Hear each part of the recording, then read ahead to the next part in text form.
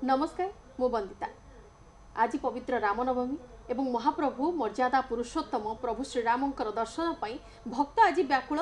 प्रति राम मंदिर में भक्तों भिड़ देखा मिली एवं समस्ते समवेत होती प्रभु श्रीराम आशीर्वाद नापी आदर्श अनुप्राणित हो निज जीवन को कृतार्थ करने।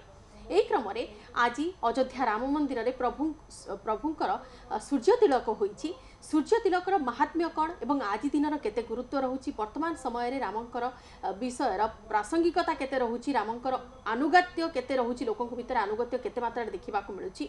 आम ये सब नहीं अधिक आलोचना करवा। मो सहित वर्तमान संस्कृति गवेषक डॉक्टर हरिहर कानुनगो अच्छा। डॉक्टर कानुनगो आपको स्वागत करुच्ची न्यूज 18 डिजिटल लाइव को। टी आपठू जानवाक चाहबू जितेबाला आम रामनवमी कथा कहूँ ये दिनर केते महत्व रही, केते गुरुत्व रही, एटा प्रत्येक जनमानस विदित अच्छा। प्रत्येक ओडिया हिसाब से आम जाचु ये दिनर गुरुत्व और महत्व विषय। तथापि आपण कहतु आज जो सूर्य तिलक आम देखिले अयोध्या रामलला मुंडरे जमी भाव में सूर्यंकर बिंदु देखा मिलला। 5 मिनिट धरी पूरा भक्त माने से अपूर्व दृश्य को देखि मोहित होइथिले। तार प्रासंगिकता कौन, आज दिनर गुरुत्व केते? जय श्रीराम। चैत्र मास शुक्लपक्ष नवमी तिथि हूँ श्रीराम नवमी।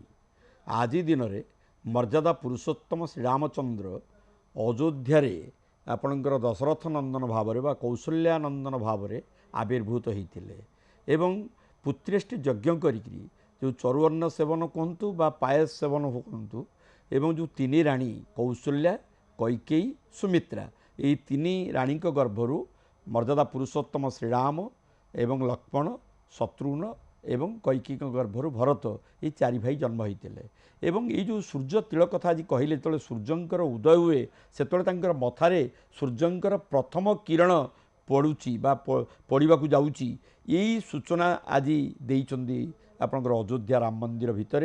एवं ये जो तिलक कथा कहले सूर्य तिलक, ये जगन्नाथ महाप्रभुंक भली त्रेतया जुगरे मर्यादा पुरुषोत्तम श्रीरामचंद्रंकर पिता राजा दशरथ ये थे सूर्यवंशी एवं आमर भारतवर्ष में 2टी राजवंशर परिकल्पना, गोटे हूँ सूर्यवंशी आउ गोटे चंद्रवंशी। एवं सूर्यवंशी राजा मानकर प्रत्येकटी कर्म प्रत्येकटी विधि विधान दिन में सूर्यंकर उदय अस्त भितर सबू शुभ कार्य समापन करा जाए। तेणु जेहेतु सूर्यवंशी राजा दशरथ नंदन प्रभु श्रीरामचंद्र आज भली पवित्र दिन में अभिजित मुहूर्त दिन 12टा मध्याह्न समय जो भूमिष्ठ होते आविर्भूत होते एवं समग्र जगतर कल्याण पाई गोटे शुभ जोगरे जन्म होते पुष्या नक्षत्र रे जन्म होते। ये जन्म तिथि को समग्र भारतवर्ष रे एवं भारत बाहर जोटी जोटी श्रीरामंकर मंदिर रही, भव्य मंदिर रही, सबुठी आज धूमधाम रे पालन कर जाउची। तार एकमात्र कारण है जे मर्यादा पुरुषोत्तम श्रीरामचंद्र एक पत्नी व्रत थिले एवं भाई भाईर संपर्क को से गुरुत्व देइथिले एवं निजर सान भाई को जेते चेष्टा कले राजगादी बसापी बसी नथिले तांकर पादुका कठोर रखिक सिंहासन रे से 14 वर्ष शासन करथिले, किंतु राज्याभिषेक होना मना करिसंती। तार कारण होउची मानववादर प्रतीक थे मर्यादा पुरुषोत्तम श्रीरामचंद्र, जड़े मर्यादावंत पुरुष, एक पत्नी व्रत एवं भाई भाईर संपर्क को गुरुत्व देइचंती एवं कस्मिन काले सत्य बिना मिथ्यार आश्रय नहीं नांती। कारण सी थिले सत्यव्रत, सत्यनिष्ठार पुजारी, पितांकर सत्य पालन करी 14 वर्ष वनवास जाइतिले, काहाकू कष्ट देई नांती।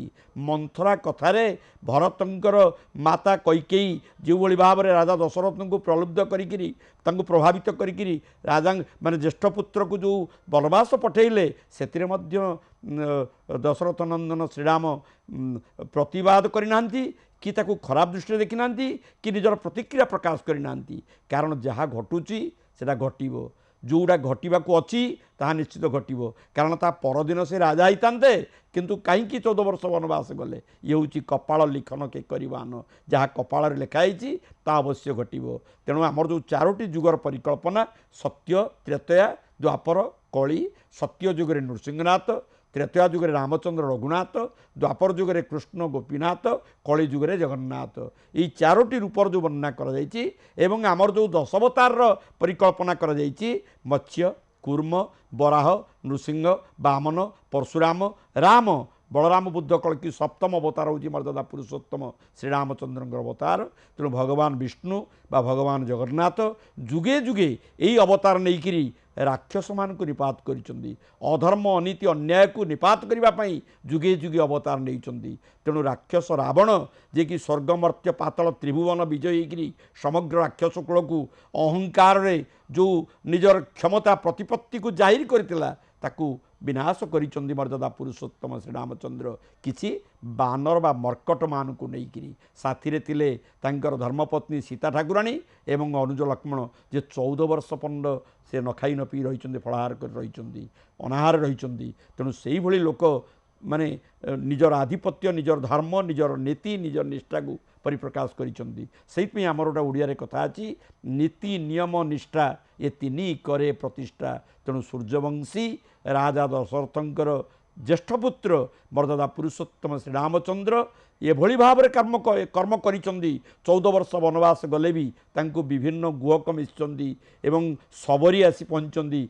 सबरीर अईठा फल को खाईकरी तांको भितर विकार भाव आसी नाही, घृणा भाव आसी नाही। तेणु जड़े ये जड़े दिग्गज जड़े मानववादर जड़े मूर्तिमंत प्रतीक भाव में से जो भली कार्य करिसंदी समग्र भारत वर्षर प्रतिटी जनसाधारण तांको सम्मान दियंती, तांको प्रणाम करती, तांकर कृपा आशीर्वाद लाभ करती। तेणु ये जो अयोध्या रे जो भव्य राम मंदिर तैयारी हला रामलालांकर जो तिलक हूँ विजयर तिलक। सूर्य होउचंदी लाल, सूर्यंकर रंग हूँ लाल, सूर्यंकर तेज हूँ लाल। तेणु ज्योतिर्मय किरण को समग्र भारत वर्ष में मानव जाति रे विकिरण करने यही तिलक को लगे। तिलक हूँ गोटे विजयर टीका।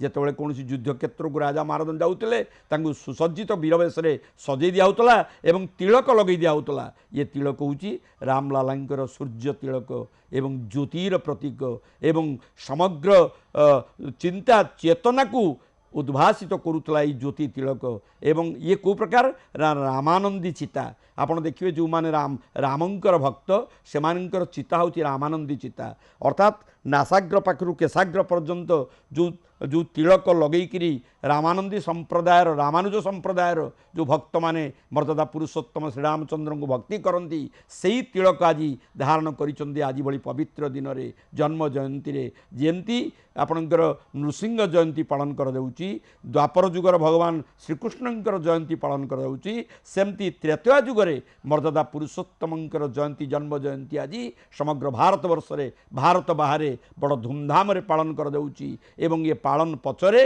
आमर वैशिष्ट्य होउची जे से सबुबले श्रेष्ठ पुरुष पुरुषोत्तम तांकर अन्य नाम होची मर्यादा पुरुषोत्तम। आमर जो चारि जुगरे चारि देवता कथा मु कहली नृसिंह होउचंदी पुरुषोत्तम एवं त्रेतया जुगरे रामचंद्र होउचंदी मर्यादा पुरुषोत्तम, द्वापर जुगरे कृष्ण होउचंदी लीलामय पुरुषोत्तम, कली जुगरे जगन्नाथ होउचंदी पुरुषोत्तम। तेणु ये पुरुषोत्तम हूँ गोटे चेतना उत्तम पुरुष पुरुषोत्तम। मानव समाज रे प्रत्येक मनीष निजर गुणकर्म वृत्ति रे जो माने निजर श्रेष्ठत्व प्रतिपादन करती एवं निजर विनय भाव रे विनय गुण रे समस्त को आकर्षित करती से भावना रहिले प्रत्येक मनीष जड़े जड़े पुरुषोत्तम चेतना रे प्रतिष्ठित हो जाए। जो माने एई समय आ गोटे प्रश्न सामना को आसुची जेतेबेले आपण पुरुषोत्तम कथा कहूचे मर्यादा पुरुषोत्तम को ठारू आमे प्रत्येक मानव को किछि ना किछि शिक्षणीय अच्छी किछि ना किछि शिखिबार अच्छी आमे पुरुष हिसाब रे निजको किपरि आमको निजको उत्तम करि परिबा कि उत्तम व्यक्तित्व हिसाब रे आमे केमति सर्वाग्रे प्रतिपादित होई परिबा, परिवार रे निजको उत्तम व्यक्ति हिसाब रे सफलतार शीर्ष रे पहुंचै परिबा, कर्म क्षेत्र रे सफलतार शीर्ष रे पहुंचबा ए प्रत्येक क्षेत्र को बैलेंस करबा को वर्तमान मनुष्य को बहुत गुडे कष्ट देकी गति करबा को पड़ी थाए। रामको ठारू प्रभु श्री राम को ठारू बहुत किछि शिखिबार अछि। ता भितर जेतेबेले हम राम चेतना कथा कहूचे भगवत चेतना ता भितर प्रभु श्रीराम चेतना एई चेतनार वर्तमान समय रे प्रासंगिकता कोन केमति रहछि देखंतु प्रभु श्रीरामंकर नाम उच्चारण कले मुक्ति मोक्ष निर्वाण मिले। आपण जदि श्रीराम श्रीराम करिकि लक्षे थर उच्चारण करिकि जदि गोटे डायरी रे बा खातारे लेखिबे तार मध्य सुफल अछि। तेणु राम शब्दटी गोटे शुभ राम जेहेतु गोटे शुभ जोगरे जन्म होइचंदी मध्याह्न समय जन्म होइचंदी एवं पुष्या नक्षत्र जन्म होइचंदी।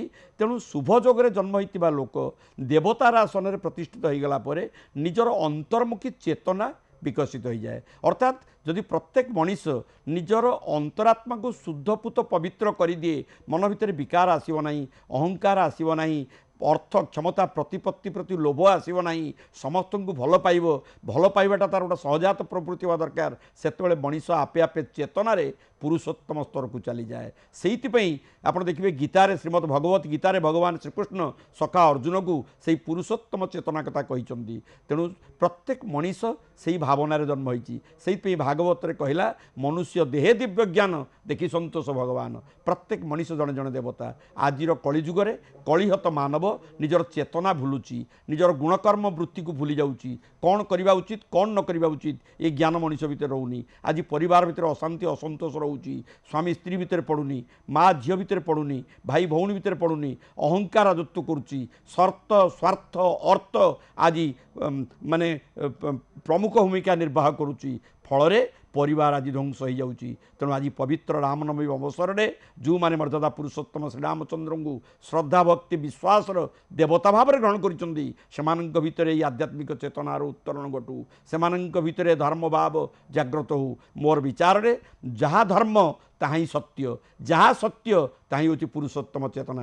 तेणु जो मैंने पुरुषोत्तम चेतनार रोचंदी से माने निश्चित भाव में भलमंदर विचार, पाप पुण्यर विचार, नीति अनीतिर विचार, धर्म अधर्मर विचार करी जुगावतार भाव में मर्यादा पुरुषोत्तम श्रीरामचंद्र को ध्यान कले, तांकर मंत्र उच्चारण कले। आज भली पवित्र दिन में निश्चित भाव में कृपा आशीष मिल भगवत चेतनार प्रत्येक मनीष जदि निजक उद्बुद्ध कर मु भावुची मनीष जन्मर सार्थकता से अनुभव करि। तेणु आज जो सूर्य तिलक कथा आपन कहले ये प्रत्येक मथान रे तिलक शोभा पाए। कपाल लिखन के करिबान आपणकर कपाल रे जहाँ लेखा जाइछि ता अवश्य घटिबो। आज जो जन्म जयंती रे श्रीराम नवमी अवसर में समग्र भारत वर्ष रे जो धूमधाम रे पालन कर जाउछि, समस्तंकर मथान रे कपाल रे सही सूर्य तिलक रहू, समस्तंक भितरे सही सूर्यवंशी चेतना जाग्रत हो। कारण ये कपाल को जितेबाला ये मुंड को जितेबाला गोटे भल जिनस आसो से मनीष विचार कर मु कौन करी कौन करी ना, कौन करवा उचित कौन न करवा उचित, यही ज्ञान जिते मनीष भितर आपे आपे आसीज प्रत्येक मनीष से सत्य चेतना पुरुषोत्तम चेतन निजक प्रतिष्ठित कर। तेणु ये एकमात्र देवता मोर विश्वास जे समग्र विश्व भितर आदर्शच्युत होना, आदर्श विच्युत होना। कारण आदर्श हूँ पुंजी। प्रत्येक मनीष भितर जदि आदर्श विचार व्यक्तित्व आत्ममर्यादा अंतर्मुखी चेतनार विकास मु भावुची प्रत्येक जड़े जड़े भल मनीषरे परिणत हो पारे। परिवार भितर रामराज्यर परिकल्पना हो पार। बर्तमान आपर आम जो कलिजुग पर जो सत्यजुग आसो मु भावुची यही कलिजुगे लोक मैंने रामराज्यर परिकल्पना करें, रामराज्यर स्वप्न देखिपारे। राम जमती राजा होते भी जे राति बुलूले प्रजा मैंने कौन करुँच मो विरुद्ध कौन किसी कहते कि मोर प्रशासनिक दक्षतार कौटी दाग बा प्रश्नवाची सृष्टि होची कि जमती अनुभव करुले जो मैंने शासन गादी रोचंदी से भितर प्रजा मानकर जो मनोभाव ताकू मध्य जानिबा दरकार। तेबे जाई से होचंदी श्रेष्ठ प्रजा अनुरंजक श्रीराम। तेणु जी प्रशासनिक स्तर हो, सामाजिक स्तर हो, माने व्यक्तित्व स्तर हो एवं व्यक्तिगत पुरुषाकार भितर हो, जदि धर्म अच्छी आदर्श अच्छी विचार अच्छी मानविकता अच्छी मूल्यबोध अच्छी से श्रेष्ठ मनीष परिणत हो पार जहाँ होते मर्यादा पुरुषोत्तम श्रीरामचंद्र। ये ज्ञान आज प्रत्येक मनीष भितर सृष्टि होगा दरकार। आमे पाठ पढ़ी बेसी बड़ चाकरी करी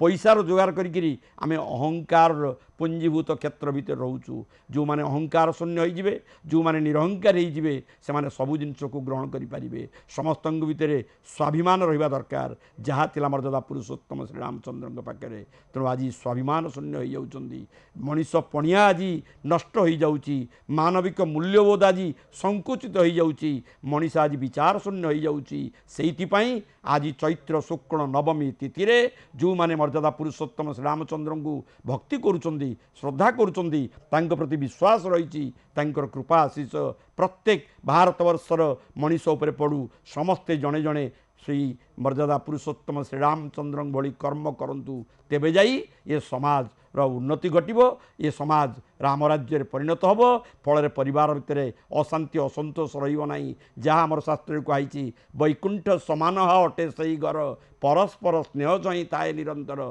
जिते परिवार भितर गोटे आदर्श रोटे चेतना परस्पर भितर बुझामणा ठीक रुझे बाद विसंवाद किसी रही कहीं क्या खराब दृष्टि देखिए ना सन्देह विश्वास राजत्व करना समस्ते समस्त को भल पाइबे फल राम राज्य प्रतिष्ठा हेबो सेतेबेले राम चेतना आम समस्त भितर उद्रेक हेबो सेतेबेले आमे समस्ते शांति रे रहिबा सुख रे रहिबा एवं परस्पर परस्पर भल विचारिबा जहाँ कि वर्तमान समय रे लिप्त प्राय हो गला लुप्त प्राय क्षमा करेंगे एवं से क्रम जितेबाला आम राम चेतना कथा कहूचे आज गोटे एमती मुहूर्त आम समस्त पाखरे उपनीत जितेबले आम नवमी तिथि रे पदार्पण करिछे राम नवमी पवित्र अवसर महार्घ अवसर यह समय आम निष्ठा सत्कार्य एवं ता सहित केमिति कर्म विमुखता आम भितर सामना को न आसीबो कर्म प्रति तत्परता भाव आसीबो एवं सबुबेले समस्त प्रति सदैव मनोभाव रहिबो एतिकी ही वर्तमान दिन में कामना बहुत बहुत धन्यवाद डॉक्टर कानून को आम आलोचना भाग नहीं। नमस्कार जय श्री राम।